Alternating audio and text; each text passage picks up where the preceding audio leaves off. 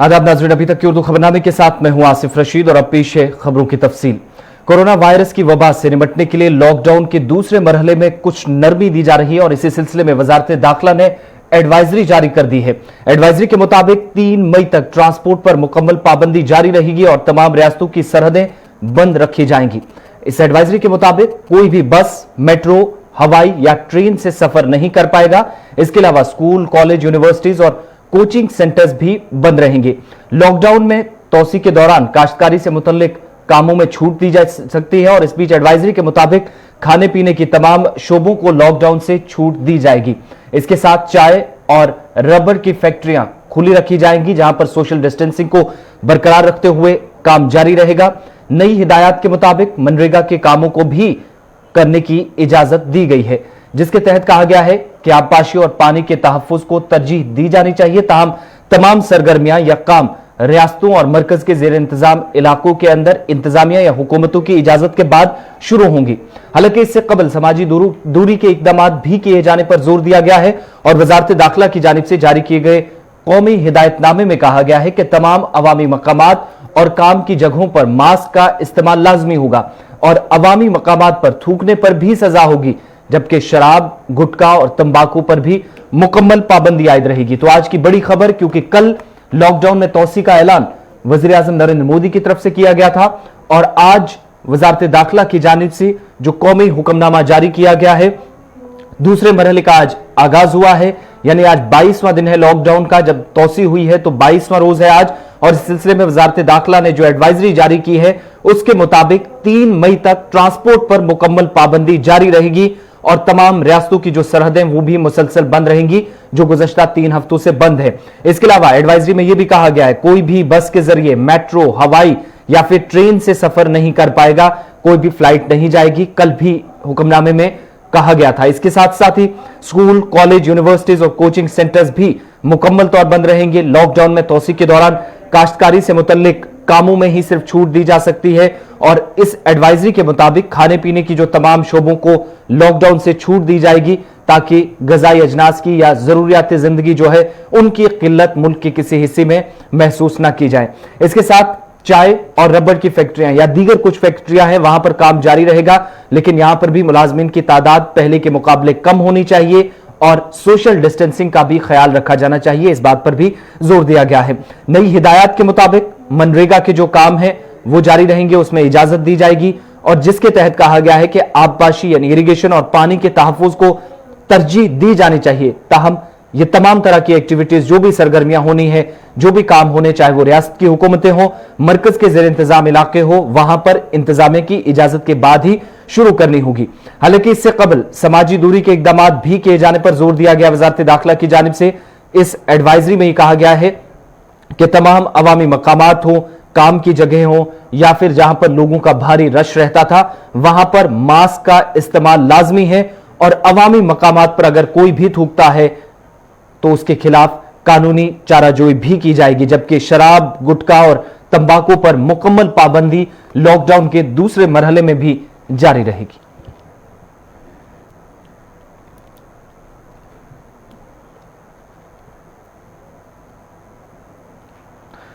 Lockdown के मद्देनजर जम्मू कश्मीर में भी बंदिशों में मजीद इजाफा कर दिया गया है, जहां मुतअद्दिद दाखिली और खारजी रास्तों पर रुकावटें खड़ी कर दी गई हैं और लॉकडाउन के 22वें रोज भी वादी कश्मीर में शहर श्रीनगर की बात हो या जनूबी, शुमाली और वस्ती कश्मीर के दीगर इलाकों की बात करें तो हर सू सन्नाटा छाया है। तमाम अजला में आज 22वें रोज भी सरकारी अहकामात के मुताबिक किसी भी गाड़ी को कौमी शाहरा पर बगैर कर्फ्यू पास के चलने की इजाजत नहीं दी जा रही है। वहीं सरकारी अहकामात की जो लोग खिलाफ वर्जी कर रहे हैं उनके खिलाफ भी पुलिस का क्रैकडाउन जारी है। इधर कल principal secretary planning Rohit Kansal ने एक ट्वीट कर यह भी जानकारी दी कि अगले अहकामात तक लॉकडाउन के दूसरे मरहले के दौरान भी स्कूल, कॉलेज, यूनिवर्सिटीज, तमाम तरह के जो ट्यूशन सेंटर्स है वो बंद रहेंगे। ताहम इंतजामिया की जानिब से ऑनलाइन क्लासेस या ऑनलाइन तालीमी सरगर्मियां शुरू करने की भी बात कही गई है। जम्मू कश्मीर में कोरोना के जो पिछले 24 घंटों की बात करें तो 8 नए मामले सामने आए हैं, जबकि इस बीच जम्मू कश्मीर में इस मोहलक वायरस के शिकार लोगों की कुल तादाद 279 तक पहुंच गई है, जहां आज जिला उधमपुर से एक और मामला सामने आया है। और आदाद शुमार के मुताबिक वादी कश्मीर में कोरोना से मुतासर अफराद की कुल तादाद 228 तक पहुंची है, जबकि सुबह जम्मू में यह तादाद 51 हो गई है, जहां आज उधमपुर से एक और केस सामने आया है। वाज़ेह रहे कि भारत में अब तक मरीजों की तादाद 11,000 से तजावुज कर गई है और 350 से ज्यादा लोगों की अमवात के साथ दुनिया भर में इस वायरस से मरने वालों की तादाद 1,26,000 से ज्यादा हो गई है और मुतासरीन की कुल तादाद 20 लाख तक जा पहुंची है। पहला प्रश्न पूछा है कि इस लॉकडाउन के प्रश्न को लेकर यह तो सबको समर्थन करना है। क्यों समर्थन करना है कि कम्युनिटी स्प्रेड को से अगर बचना है, रोकना है कम्युनिटी स्प्रेड को, तो वो आपको चेन को तोड़ना है और चेन टूटेगी तब जब आप लॉकडाउन करेंगे। लेकिन ये अपने आप में सफिशिएंट नहीं है। इस बात को सरकार और सरकार के तंत्र को समझना है। महज लॉकडाउन कब तक करोगे? मई के बाद ये जून जाएगा, जून के बाद ये जुलाई जाएगा, जुलाई के बाद अगस्त जाएगा, तब क्या होगा? पूरी अर्थव्यवस्था आपकी बैठ जाएगी, फिनिश हो जाएगी, खत्म हो जाएंगे। जो वायरस से नहीं मरेंगे वो भूख से मर जाएंगे, है ना, भूखमरी ये हो जाएगी। तो आपको इस लॉकडाउन के साथ जो आपको दूसरे कार्य करने हैं वो है स्क्रीनिंग का, वो है आपका टेस्टिंग का, रैपिड टेस्टिंग, उसको इक्विपमेंट है, उसको लाओ, पता करो कौन कौन है। खुदा न खास्ता अभी तो पता नहीं कि आप भी है, मैं भी हूं या ये भी है, अभी तो पता नहीं है किसी को कि कौन है। कि जब वो रैपिड टेस्ट करेगा तब पता लगेगा। तो ये कार्य साथ साथ करना एक बात। दूसरा, आप लकीर के फकीर बन गए हो, यहां से वहां जाना है तो उसको तो जाने नहीं दिया जा रहा है।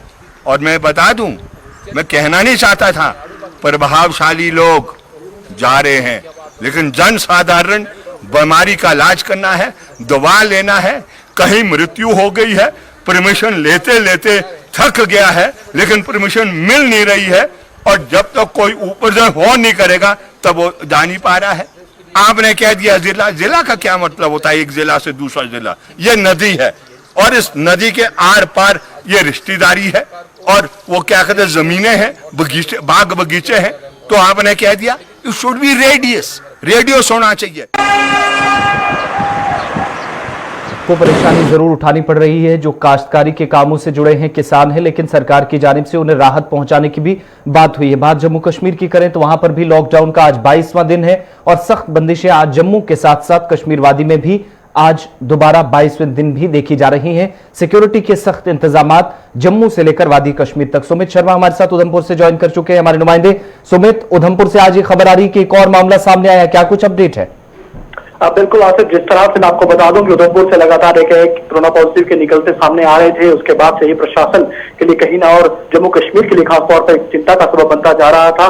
लेकिन कुछ दिन पहले ही, परसों ही, कुछ 18 जो हाई रिस्क कॉन्टैक्ट हैं उनके नेगेटिव आने के बाद और 48 जो है लो रिस्क कॉन्टैक्ट के बाद नेगेटिव आने के बाद से ही कहीं ना कहीं प्रशासन के लिए एक राहत की सांस लेके आया था। लेकिन आज सुबह मैं आपको बता दूं कि जिस तरह से गुलिस्तान लगातार ग्राउंड जीरो पे जाकर रिपोर्ट कर रहा है, पहले भी हमने ही खबर ब्रेक की थी सबसे पहले कि जिस तरह से कोरोना पॉजिटिव केस उधमपुर से आ रहे थे, और आज सुबह भी गुलिस्तान ने ये खबर सबको अपने दर्शकों के सामने रखी कि आज उधमपुर से एक और जो टिकरी का चुनाव का इलाका है वहां से एक और जो कोरोना पॉजिटिव केस निकल के आया है। प्रशासन के लिए वेबसाइट जो है दोबारा से शुरू हो गई है, ट्रेसिंग का कार्य जो है फिर से शुरू हो गया है। और साथ साथ मैं आपको यहाँ पर जानकारी देना चाहूंगा कि ये तो पॉजिटिव केस निकल के आया है, बताया जा रहा है फिलहाल के लिए उन्हीं केसेस में से है जो टिकरी में से पहले पॉजिटिव संक्रमण से जो केस आए थे कोविड-19 के, उन्हीं के संपर्क में कहीं ना कहीं से आने से 36 वर्षीय जो पुरुष है, इनका जो केस अभी सामने निकल के आया है। किसी ढाबे में ये कार्य करते थे और प्रशासन ने इनको आज सुबह तड़के आइसोलेट कर दिया गया है और जिनको 10 कॉन्टैक्ट है उनकी ट्रेसिंग भी कहीं ना कहीं शुरू हो चुकी है। और ये भी बताइएगा, क्या कुछ और जो सैंपल्स लिए गए उनकी रिपोर्ट्स आज दिन भर आ सकती हैं या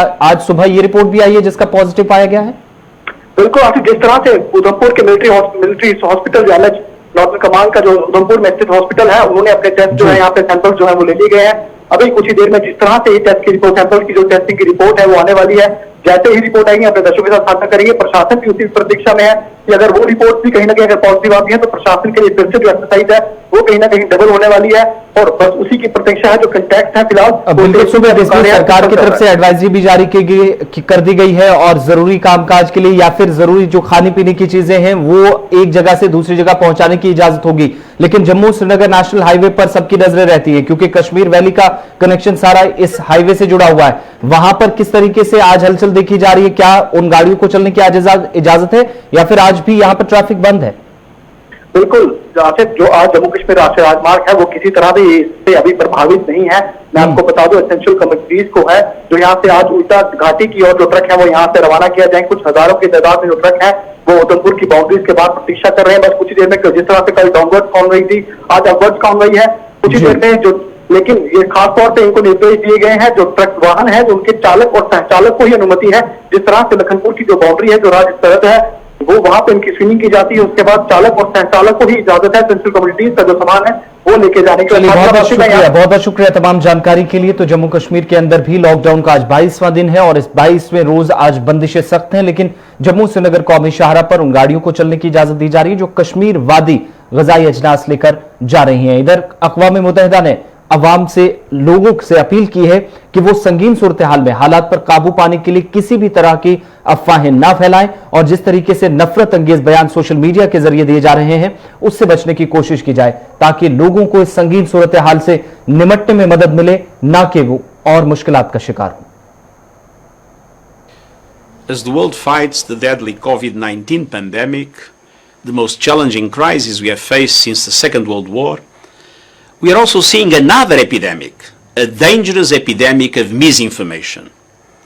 Around the world, people are scared, they want to know what to do and where to turn for advice. This is a time for science and solidarity. Yet, the global misinfodemic is spreading. Harmful health advice and snake oil solutions are proliferating. Falsehoods are filling the airwaves. Wild conspiracy theories are infecting the internet. Hatred is going viral, stigmatizing and vilifying people and groups. The world must unite against this disease too. And the vaccine is trust. First, trust in science. And I salute the journalists and others fact-checking the mountain of misleading stories and social media posts. Social media companies must do more to root out hate and harmful assertions about COVID-19. Second, trust in institutions, grounded in responsive, responsible, evidence-based governance and leadership. And trust in each other. Mutual respect and upholding human rights must be our compass in navigating this crisis. Together, let's reject the lies and nonsense out there. Today, I'm announcing a new United Nations Communications Response Initiative to flood the internet with facts and science while countering the growing scourge of misinformation, a poison that is putting even more lives at risk. With common cause for common sense and facts, we can defeat COVID-19 and build a healthier, more equitable, just and resilient world. अक़वाम मुत्तहिदा के general secretary की दुनिया भर के तमाम ममालिक से appeal कि अफवाहों से बचा जाए और स्पीच बिना फिगर्स और फैक्ट्स के कोई भी खबर चाहे वो सोशल मीडिया पर कहीं और उसे शेयर न किया जाए। इधर जम्मू कश्मीर की बात करते हैं, जहां पर एंट्री पॉइंट लखनपुर में भी इंतजामिया ने तमाम तैयारियां कर ली हैं, जहां से वादी कश्मीर पहुंचने वाले लोगों को आने वाले दिनों में रवाना किया जाएगा। जिला तरक्याती कमिश्नर कठुआ के मुताबिक उन लोगों को अलग अलग गाड़ियों में रवाना किया जाएगा जो क्वारंटाइन की 14 रोजा मुद्दत मुकम्मल कर चुके हैं, और इस सिलसिले में कठुआ जिला इंतजामिया ने भी रवानगी से कबल तमाम तर इंतजाम कर लिए हैं। देखिए, हमने ये जिस जगह पर हम लोग खड़े हैं, यहाँ 8 टर्मिनल्स बने हुए हैं पहले के। हर टर्मिनल को हमने डिस्ट्रिक्ट वाइज डिवाइड कर दिया है। एक टर्मिनल में किस किस डिस्ट्रिक्ट के लोग आएंगे, यहाँ से गुजरेंगे, उसके लिए हमने वॉलंटियर्स भी तैयार कर लिए हैं। और मैन पावर क्योंकि शॉर्ट पड़ रही थी, सारे ऑफिसर्स हमने क्वारंटाइन सेंटर में लगा रखे हैं, और बड़ी बड़ी दूर जो या सर्विलेंस टीम में या कहीं और जगह पर ड्यूटी लगा रखी है। इसके जो अब हमारे रेड क्रॉस के वॉलंटियर्स, NYC के वॉलंटियर्स, अब उनको हमने रोप इन किया है। और आप देख रहे हैं हमारे पीछे रेड क्रॉस वॉलंटियर्स खड़े हैं, और ये NYC के बड़े वॉलंटियर्स, अभी इनको मैंने यहाँ टेंटेड अकोमोडेशन में भेजा है। तो ये सारे इसी इंतज़ामात की एक कड़ी है, जो ये भी एक हिस्सा है इसका। इसके अलावा जो LMVs हैं उनके जाने के लिए अलग से रास्ता है, आम जो ऑन फुट जाने वाले लोग उनके लिए अलग से, और ट्रक्स जाने के लिए उनके लिए अलग से हम रास्ता बना रहे हैं। उसको डिसइंफेक्टेंट टनल्स भी बन रहे हैं उसके लिए, ये पुख्ता इंतजाम हमने कर लिया है अभी तक। सर कितने लोग आने वाले हैं और उनको क्या क्वारंटाइन किया जाएगा, होम क्वारंटाइन किया जाएगा, किस प्रकार के आगे है? अभी जैसे कि आप जानते हैं ऑनरेबल प्राइम मिनिस्टर साहब ने लॉकडाउन को 3 मई तक और बढ़ा दिया है। तब तक तो हमें अभी आदेश का कोई पता नहीं है कि क्या आदेश आने वाला है आने वाले दिनों में। हमने अपनी प्रिपरेशन रखनी है, क्योंकि अगर आज नहीं तो कल जब भी थोड़ा सा ढील होती है या जहाँ कहीं भी हमारे लेबर्स फंसे हुए हैं उनको अगर आने की इजाज़त मिलती है तो हम अपने लॉजिस्टिक के साथ तैयार हों, इसलिए ये सारी कवायद चल रही है। अब जो अनुमान लगाया जा रहा है वो कम से कम 15 से 20 हज़ार के लगभग लोग जो अभी भी अलग अलग स्टेट्स में, चाहे हिमाचल प्रदेश हो, राजस्थान हो, गुजरात हो, सूरत हो, बंगाल, वेस्ट बंगाल हो, तो ये सारी जगहों पे हमारे लोग पंजाब में फंसे हुए हैं। अभी पंजाब में जो क्वारंटाइन किए हुए हैं वो सिर्फ पठानकोट में ही 1221 लोग तो पठानकोट में क्वारंटाइन में हैं। इसके अलावा अमृतसर में है, जालंधर में है, जहाँ तहाँ चंडीगढ़ में फंसे हुए हैं लोग। तो ये कुछ अनुमान यही है कि 15 से 20 हज़ार लोग आ सकते हैं किसी भी टाइम। तो उनको क्वारंटाइन तो किया जाएगा प्रिकॉशनरी तरीके से? बिल्कुल किया जाएगा, क्योंकि यहाँ पर इतनी ज़्यादा जितनी हमारी कैपेसिटी है उसके हिसाब से हम कम से कम 5 या 5.5 हज़ार सांबा और कठुआ में क्वारंटाइन कर सकते हैं। कोरोना वायरस के बढ़ते खतरात से बचने के लिए सैकड़ों लोग आज भी योगा में मसरूफ नजर आ रहे हैं। यमुना स्पोर्ट्स कॉम्प्लेक्स दिल्ली में भी मुख्तलिफ रियासतों के लोगों की जानिब से योगा क्लासेस शुरू की गई हैं और आज भी ये क्लासेस कई रोज गुजरने के बाद जारी हैं। मुंतजमीन के मुताबिक कॉम्प्लेक्स में मौजूदा ज्यादातर लोग जो इस वक्त दुनिया भर के अलग अलग कोनों में लॉकडाउन है, इस बीच यहां पर भी मुख्तलिफ रियासतों से आए हैं जो सेहतमंद हैं और सोशल डिस्टेंसिंग का भी ख्याल रखा जा रहा है और योगा की क्लासेस कॉम्प्लेक्स के अंदर गुज़श्ता कई रोज से जारी है। मेरा नाम शीतल गुप्ता है, मैं PhD योगा स्कॉलर हूँ और मैं यहाँ पर 1 अप्रैल से योगा सिखा रही हूँ। करीबन 300 लोग हैं यहाँ पर जिनको मैं योगा सिखा रही हूँ और जब से हम लोगों ने योगा सिखाना शुरू किया है इनको काफ़ी फ़र्क आया है। बहुत लोगों को उनके जो पुराने दर्द, पीठ में दर्द था या अपने शरीर में दर्द था, वो ठीक हुआ है और उसके अलावा भी इनके कोई और परेशानी थी उसमें भी उनको बहुत फ़ायदा हुआ है। मैं अपना PhD एस व्यासा बैंगलोर से कर रही हूँ और PGI चंडीगढ़ से। मेरी टीम में अभी ज़्यादा लोग नहीं है, मैं अकेली ही आती हूँ क्योंकि सोशल डिस्टेंसिंग की वजह से मैं किसी और को बुला नहीं रही हूँ। I am teaching around 300 people here from 1 अप्रैल। मरकज के जेर इंतजाम इलाके लद्दाख में मौसम ने आज फिर करवट बदली है, जहां देर रात से ही जम्मू कश्मीर के साथ साथ लद्दाख के बालाई इलाकों में बर्फबारी शुरू हुई। ताजा बर्फबारी के बाद सर्दी की शिद्दत में भी इजाफा हुआ है। वहीं दूसरी जानिब चंद रोज पहले खुली श्रीनगर लेह कौमी इशारा को दोबारा मौसम की खराबी के बाद बंद कर दिया गया है और मौसम साफ न होने तक जोजिला पास से किसी भी मालबरदार या मुसाफिर गाड़ी को गुजरने की इजाजत नहीं दी जाएगी। बर्फबारी की वजह से श्रीनगर लेह कौमी इशारा बंद होने से लद्दाख में लोगों की मुश्किलात में इजाफा हो गया है, जहां शाहराह बंद होने से ग़िज़ाई अजनास की किल्लत महसूस की जा रही है। तो इस वक्त हम मौजूद हैं द्रास में और द्रास जो कि दुनिया का दूसरा सरतरीन इलाका है और खित लद्दाख के द्रास में आज हम आपको बता दें तो सुबह से लगातार जबरदस्त बर्फबारी हो रही है और जिसके चलते दर्रे जोजिला को मुकम्मल तौर पर बंद किया गया। हम आपको बता दें जरूरी अशिया के लिए, अशियाई खुर्दनी के लिए दर्रे जोजिला को खोला गया था और उसके बाद कुछ गाड़ियों को भी आर पार किया गया था। और आज फिर से एक बार हम आपको बड़ी खबर बता दें, लगातार सुबह से बर्फबारी हो रही है और जिसके चलते दर्रे जोजिला को मूवमेंट के लिए बंद किया गया है। वहीं हम अगर लॉकडाउन की बात करें तो देश के दूसरे हिस्सों की तरह खित लद्दाख के अंदर भी लॉकडाउन का पालन जबरदस्त तरीके से किया जा रहा है। आप मेरे पीछे देख सकते हो, एक भी मूवमेंट नहीं है। वहीं मेडिकल शॉप्स खुली है और सारी दुकानें बंद नजर आ रही है। हालांकि अशियाई खुर्दनी के लिए कुछ दुकानें खोलने के लिए कहा गया है। चंद ही लोग दुकानों पर आते हैं और अशियाई खुर्दनी लेते हैं। वहीं दूसरी जो जरूरी राशन वगैरह और जरूरी अशिया है वो एडमिनिस्ट्रेशन के जरिए डोर टू डोर पूछाया जा रहा है। और इस वक्त की बड़ी खबर यह है कि दर्रे जोजिला जो है वो ट्रैफिक के लिए, मूवमेंट के लिए बंद किया गया है बर्फबारी के कारण और जब तक मौसम साफ न हो तब तक जोजिला को फिलहाल बंद ही रखा जाएगा। द्रास से मुदस्सिर अहमद, गुलिस्तान न्यूज।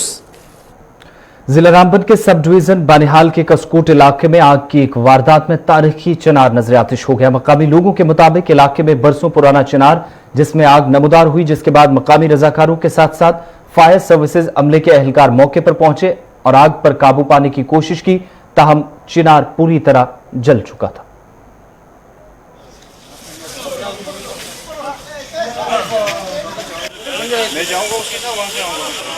सर, ये सुबह 8 बजे हमें फोन आया स्टेशन पे कि ऐसे कसकोट में चिनार को एक बहुत बड़े चिनार में आग लगी हुई है। तो हम फौरी तौर पर यहाँ पर पहुँचे तो आग बहुत तेजी में थी और हमने एकदम इस पे काबू कर पाया, तो जिसकी वजह से अभी भी बहुत ज्यादा खतरा हो गया कि आग जो है इसको लास्ट तक पहुँच गई अंदर से। तो सपाट, जब आप सपाट पे पहुंचे तो क्या आपने कोई आग लगाने की कोई चीज या क्या कुछ आप कहेंगे? सर, उस वक्त तो हम अचानक आग पे ही वो काम में लग गए, काम करने पे मशगूल हो गए। तो उसके बाद हमें ये अभी भी हम काम पे लगे हुए हैं, तो हमें अभी इसके बारे में कोई वजूहत नहीं मिली है। तो ऐसा लग रहा है कि अंदर है गैलन है कोई, वो कुछ लोग बोल रहे हैं कि कोई मिट्टी का तेल का गैलन अंदर फेंका हुआ है, क्या है तो उसका पता अब हमें सही इस चीज़ के बारे में अभी कोई पता नहीं जी। चलिए, आप अपना नाम बताइए और सर ये बताइए कि ये आग जो लग गई है क्या आप मानते हैं, आपको तो तजुर्बा है, आप इस तरह की कार्रवाई में जो है पेश रहते हैं, ये आग की वजह क्या हम माने? सर, ये आग की वजह तो मुझे जहाँ तक लगता है इसके अंदर जो पड़ा है मटेरियल ये तो किसी ने जानबूझकर आग लगाई जी। तो जब आप जैसे आपने कैमरा से पहले मेरे साथ बात की कि कुछ स्मेल आपको आ रही थी, वहाँ पे क्या स्मेल आपको महसूस हो गई? सर, स्मेल तो हमें नहीं आ रही थी क्योंकि हम लेट पहुँचे, हमें मैसेज लेट मिला, तब तक इसकी आग बहुत दूर तक फैल गई जी। कि आग की वजह जो आपने मुझे बताई तकरीबन क्या आप मानते हैं? हम सर मानते हैं इसको कि ये लगाई गई आग ये खुद नहीं लगी, न कोई बिजली की तार है यहाँ, ना कोई मकान नजदीक है, ना कुछ है, जैसे तो लगाई गई। प्रोग्राम में आप सबका खुशामदीद और मैं हूं आपका मेजबान आरिफ वहीद। मैं आपको ये जानकारी देने की कोशिश करूंगा कि बानिहाल सब जिला के अंदर जो कसकोट का इलाका है, और हम आपको दिखा रहे हैं कि जो बिल्कुल आप मेरे पीछे भी देख सकते हैं कि ये एक तवारीखी चिनार है बानिहाल के कसकोट इलाके का, और जिसका डायामीटर जो है रियासत के अंदर जितने भी चिनार है उसमें नंबर 1 इसका डायामीटर माना जाता था। लेकिन यहाँ ये आज सुबह ही इसमें ये चिनार जो है आग की नज़र हो गई है, और कहीं ना कहीं पे यहाँ पर मैं आपको बताना चाहूँगा कि ये जो चिनार है इसमें आप यहाँ पे देख रहे हैं कि आग बुझाने का काम जो है यहाँ पर शुरू है। जो फायर ब्रिगेड का अमला या फिर बानिहाल पुलिस की बात करें तो वो भी यहाँ सुबह से ही आए हैं और इस पर आग पर काबू पाने की यहाँ पर कोशिश कर रहे हैं। लेकिन कहीं ना कहीं जो हमने इसका इंटरनल भी यहाँ पर इसका जायजा देखा इस चिनार का, तो ये अंदर से बिल्कुल जो है आग की नज़र जो है पूरी तरह से हो चुका है। और यहाँ पे जो महकमा यानी ये जो फायर सर्विस का अमला है या पुलिस है, उनसे हम आखिर में जानने की कोशिश करेंगे कि ये आग की बुनियादी वजह क्या है। क्या कहीं ऐसा तो नहीं कि इस तवारीखी चिनार को जो है ख़त्म करने की यहाँ पर एक कोई साजिश भी की गई है? तो ये चिनार जो है इंतहाई खूबसूरत जो है गर्मी के सीज़न में जो है यहाँ पर लोगों को छाँव और खूबसूरती जो है फराहम करता था। और ये जो आप देख रहे हैं कि इस वक्त बिल्कुल ये चिनार जो है आग की नज़र हो गया है, और बिल्कुल अंदर यानी बिल्कुल नीचे बॉटम से लेकर टॉप तक जो है इसको अंदर से जो है वो पूरी तरह से आग लगी हुई है। और जो हमारा ये नेशनल ट्री है और इसकी प्रोटेक्शन करना जो है हम सब का फ़र्ज़ बनता है। लेकिन यहाँ बानिहाल के कसकोट इलाके में अगरचे 3-4 ऐसे बड़े चिनार है, लेकिन ये सबसे बड़ा चिनार माना जाता था और जिसको तवारीखी हैसियत भी हासिल है। लॉकडाउन का 22वां रोज है और भारतीय जनता पार्टी के लीडर शाहनवाज हुसैन इस दिन को लेकर क्या कुछ कहते हैं लॉकडाउन के मुतालिक, आइए पहले उनको देखते हैं। निकलना है बिना मास्क के, बिना गमछा के, बिना फेस कवर के कोई बाहर नहीं निकल सकता। ये प्रधानमंत्री जी ने कहा है और इसका ध्यान पूरे देश को रखना चाहिए। कोरोना के खिलाफ एक बड़ी लड़ाई प्रधानमंत्री जी के नेतृत्व में लड़ी जा रही है और इस लड़ाई में देश जीतेगा और कोरोना हारेगा। इसमें इकट्ठे और एकजुट होकर 135 करोड़ हिंदुस्तानी की फिक्र करने के लिए प्रधानमंत्री जी ने इतनी बड़ी घोषणा की है, इसको देश अक्षरशः मानेगा। इसके अलावा सर कार्यों को अनुमति दी गई है, अभी जो नोटिफिकेशन आया है सरकार की तरफ। देखिए, जो मजदूर हैं, जो किसान हैं, जो मनरेगा में काम करने वाले लोग हैं, और सरकार का ध्येय यह है कि जहां कोरोना ज़्यादा न हो, रेड जोन न हो, रेड स्पॉट न हो, वहां पर खासकर जो कामगार हैं उनको काम करने की अनुमति दी जा सकती है। कई स्टेट में जैसे इंफ्रास्ट्रक्चर में, रियल एस्टेट में काम करने की इजाज़त जैसे उत्तर प्रदेश की सरकार ने दी। इस सारे पहलू पर राज्य सरकार और जो एक्सपर्ट की टीम है उससे बात करके प्रधानमंत्री जी के निर्देश पर सारे अधिकारी काम कर रहे हैं और उसकी जल्द घोषणा होगी। सर कल एक ज्यादा भीड़ देखने को मिली। खबरों के इस बुलेटिन में फिलहाल इतना ही। आसिफ रशीद को इजाजत।